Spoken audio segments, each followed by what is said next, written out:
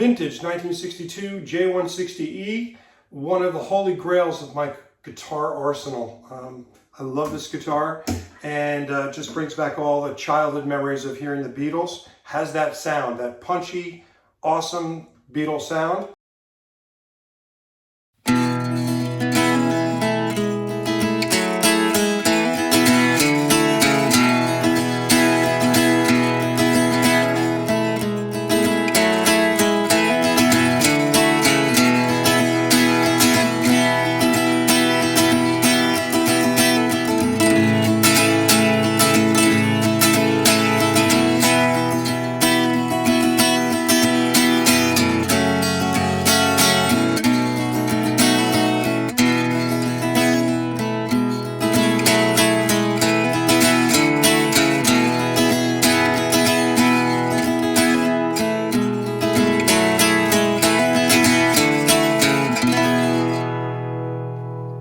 This J160e has a laminated plywood top with ladder bracing.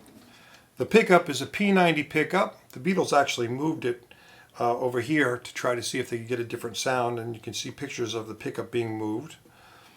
This is a ceramic insert that's adjustable in a rosewood saddle. There's your volume, there's your tone. Has a double ring Kluson tuners. Here's what it sounds like through a 1967 Fender Twin.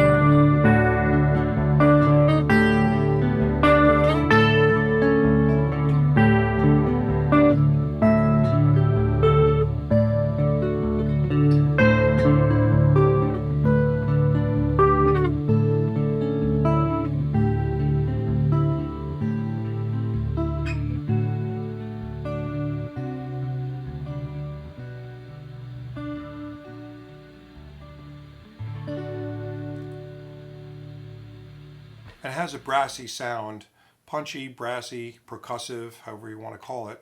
And you can tell what it sounds like right away. It's very distinctive.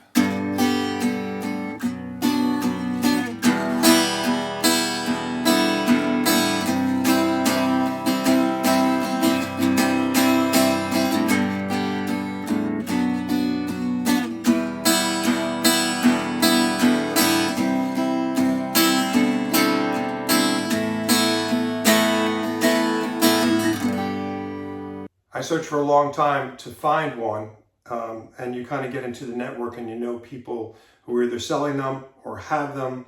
I've seen them anywhere from $5,000 to $14,000. Of course, condition is everything. This particular one has had some work done on it, had a crack in the back. Crack goes up to about here. It's been repaired. They took the back off, I can tell. One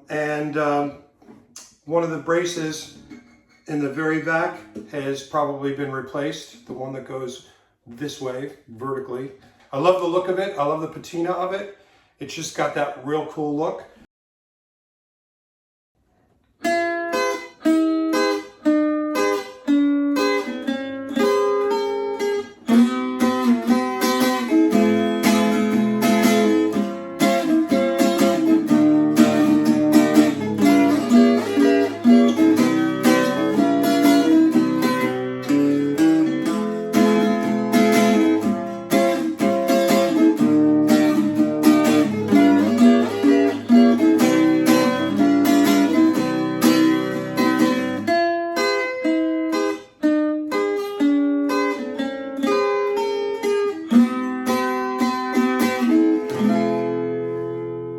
They came out in 1954, and the first year they were actually spruce tops, and they tried to stop the feedback, and so they thought that by having a laminated top that would work, but it didn't work, as you can tell on I Feel Fine. But it gives it a certain character, and it sounds really great and unique when it goes through an amplifier. I've had several J160Es. My first one was a 1999 John Lennon reissue. Then I had two 1964 J160Es. The first one had a really narrow neck. The second one looked exactly like Lennon's second J160E. It had the plastic bridge. The neck was a little wider on that one. And then I had a 1957, and that had a really cool sound to it and more of a Les Paul kind of a neck. And then I briefly had a 1966 J160E that was like a sunburst red or royal tan, depending on what you want to call it. And that one had a narrower neck too. Out of all the different J160s that I've had, the 62 obviously gives me more of a thrill because that was the year that George and John had, but it actually was the one that actually had the sound the best. The John Lennon reissue was really, really good, but it still felt like a reissue. When you hold the real thing and a reissue, the real thing has that je ne sais quoi. It just got that special something. The 66 kind of was a dog guitar, so I won't even count that. The neck profile was pretty skinny, and I like that, but it didn't play that well.